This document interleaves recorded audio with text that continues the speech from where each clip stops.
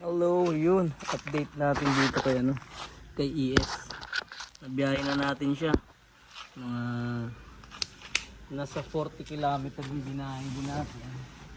Wala namang problema. Ayos pa rin siya.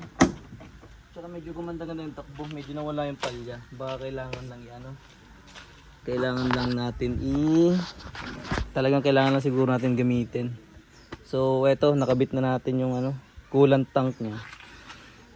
Nagtatagas siya dito. Eto, nabawasan yung coolant natin. Siguro eto, ayusin ko to. Lalagyan ko siguro ng hindi siya siguro design pang pang coolant. Ayusin na lang natin to. Nagtatagas oh. Ito may tagas. Dito, lagyan na lang siguro ng silicone o kaya Teflon siguro, lagyan natin. So nagbawas siya. So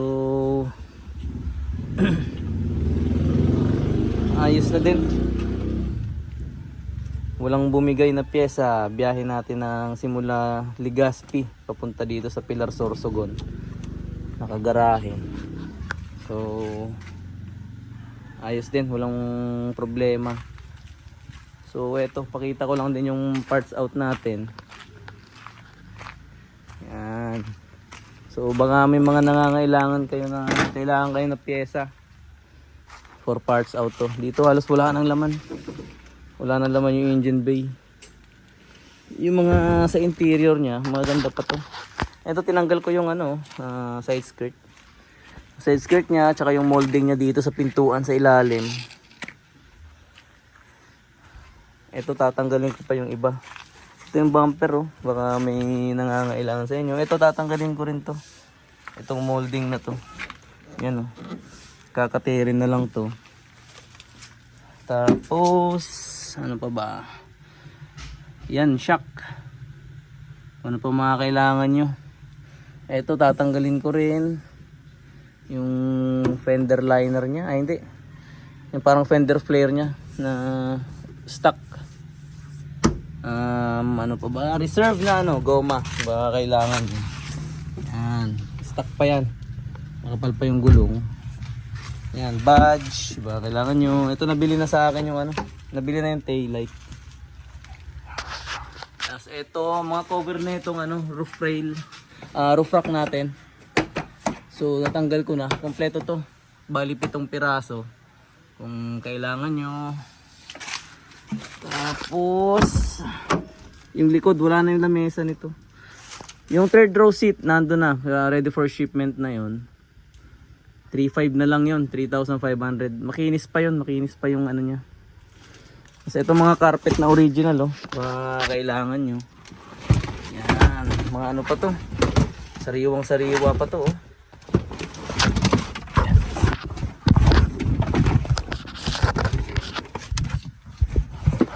carpet sariwang sariwa pa yan.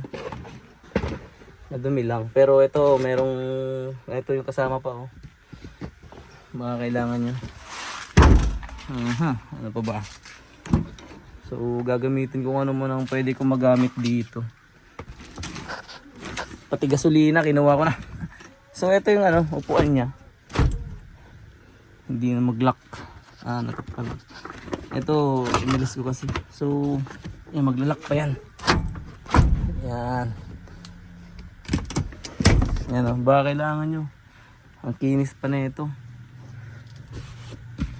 Yan. Ito rin, makinis din to. So, hindi ko na mabuksan. Ayan, yung mga panel nya. Ito, kompleto pa ang plastic na ito. Ito, hindi na maganda yung hindi, maganda pa rin naman yung condition niya. Ito pala, maganda pa yung condition niya. Yung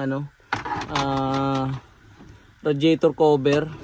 Ito lang na hindi na maganda. Yung sa niya. Itong grill. May mga faded part na to. Labas na.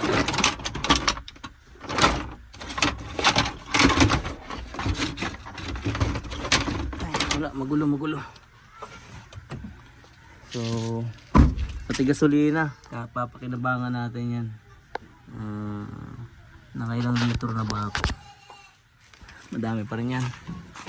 So ito, yan yung buong dashboard natin, natanggal na yan. Ready for shipment na rin kung may mga nangangailangan dyan. Yan, makinis din yan. Kompleto pa to. Mga plastic na dito, mga trim. So eto lang dito yung dinikitan kay Padre Pio. Medyo siguro masisira to. So dinikitan nila to. Ito yung grill. So yan, faded part. May mga faded part na rin kasi di na gaano maganda. Pero kung may mga nangangailangan, bigay natin ng mura. Kahit na ano na lang, 1,000 na lang to. Yung grill 1,700. Ano pa ba mga mapapakinabangan dito? Ayan, mga plastic dito sa interior. So yan, kawawa si CRB. Pinagkuhaan lang natin ang pyesa. Eto, fender liner, wala na. Hindi na, butas-butas na rin to. Sayang original pa sana. Oh. Pero maganda pa rin siya. Ito lang problema, talagang ano na, butas na siya. Iba kasi talaga yung fender liner ng ano, mga original kaysa sa mabibili mo sa Shopee. Hindi gaano match. So eto. Kahit magkano na lang din to. May mga interesado. Eto, yan, kompleto pa. Tatanggalin ko to ngayon. Itong trim. Pati yung skirt niya. May buyer na rin kasi. So yun. Bali ginawa ko kanina yung disc. Binutasan ko na lang din yung rear disc brake natin ng CRV. Yun ang gagamitin natin. So yan. Yun yung update natin. Ayos na. Working na siya. Kompleto na tayo dito. Ay yung ano na lang, breather hose natin. Papunta rito. Tapos yan dito. Bali may AN ano na ako fittings para dito. Tapos ano pa ba? Hose. May hose na rin yun tayong ano in order. On the way na rin yun. Yun na lang yung pinakalas na gagawin natin dito. So tapos eto, ayusin natin. Talagang nagtatagas siya. Malakas yung tagas oh. Sa vibration. So sealant lang siguro ang katapat niyan. Halos kalahati din yung nawala. Nasa 3/4 kasi laman nito halos. Ngayon parang kalahati na lang. So ayusin natin yan. Okay. Yun update natin. Working na siya. May palya pa ng konting tono-tono na lang. Siguro may kulang kaming ano mga ano niya yung breather. Itong PCV valve, baka may i-advise kayo sa akin kung saan namin to idudugtong yung PCV valve niya. wala akong idea kung saan to ibabalik eh. So yun, update natin. Thank you mga boss.